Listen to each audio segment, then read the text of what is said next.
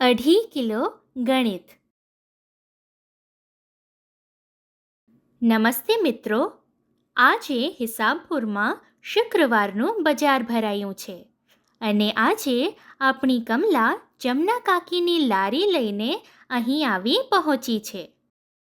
જમના કાકીને તાત્કાલિક ગામડે જવાનું થયું, તેથી તેઓ પોતાની કિંમતી શાકભાજી કમલાને સોંપીને જતા રહ્યા. જેવી તે બજારમાં પહોંચી કે તરત જ 2-3 ગ્રાહકો લારીની સામે આવીને ઊભા રહે છે. 1/4 કિલો ટામેટા અને 1/2 કિલો ડુંગળી આપ કમલા. બેટા કમલા, મને 1/4 કિલો ભીંડા પણ આપી દે. પોણો, પા આ બધા શબ્દો કમલાએ ઘણી વખત સાંભળ્યા હતા, પરંતુ દર વખતે આ શબ્દો માથાના ઉપરથી નીકળી જતા હતા.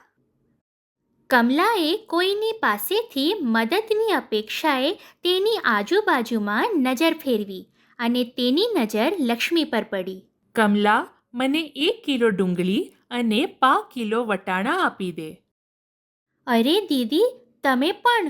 આ અડધો પોણો પા સાંભળીને મારો તો 1/2 લીટર પરસેવો નીકળી ગયો. અરે, હું સમજાવું છું. બટાકાની મદદથી.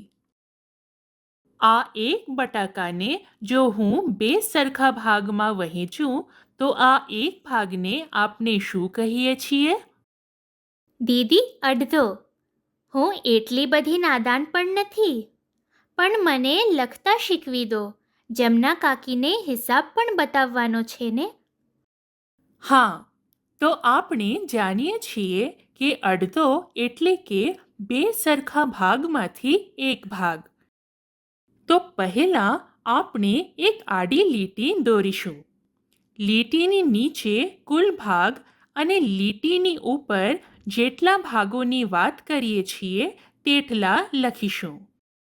તો જો હું માત્ર આ એક ભાગની વાત કરું તો હું લખીશ 1/2. અને હવે આ બંને અડધા ભાગોને ફરીથી 2 સરખા ભાગમાં વહેંચી દઈએ. તો આને કેવી રીતે લખીશું? કુલ ભાગો છે 4 અને તેમાંથી એક ભાગની વાત થઈ રહી છે. તો ઉપર 1 અને નીચે 4. એટલે કે 1/4, 1/4 અથવા 1/4.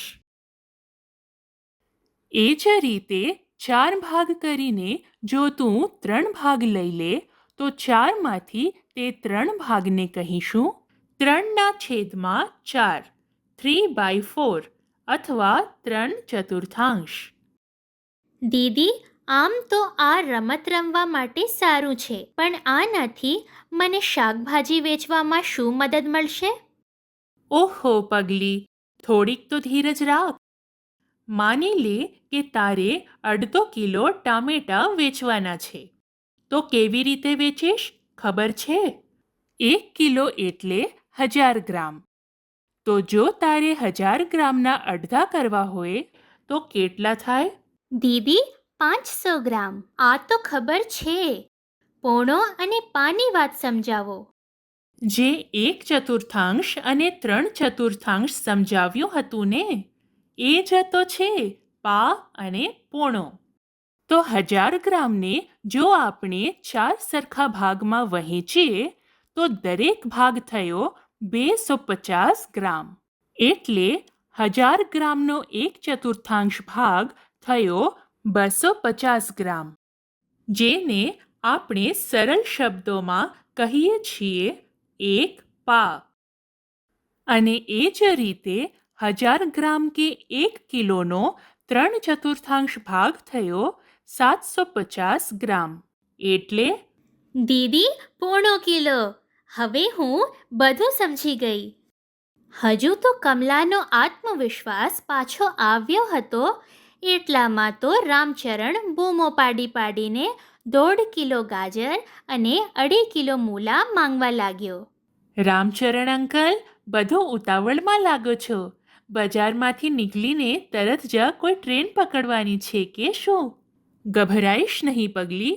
દોઢ એટલે 1 અને બીજો અડધો, એટલે કે 1 કિલો અને 500 ગ્રામ. એ જ રીતે અઢી એટલે 2 કિલો અને બીજો અડધો કિલો, એટલે કે 2 કિલો અને 2 કિલો અને 500 ગ્રામ દીદી.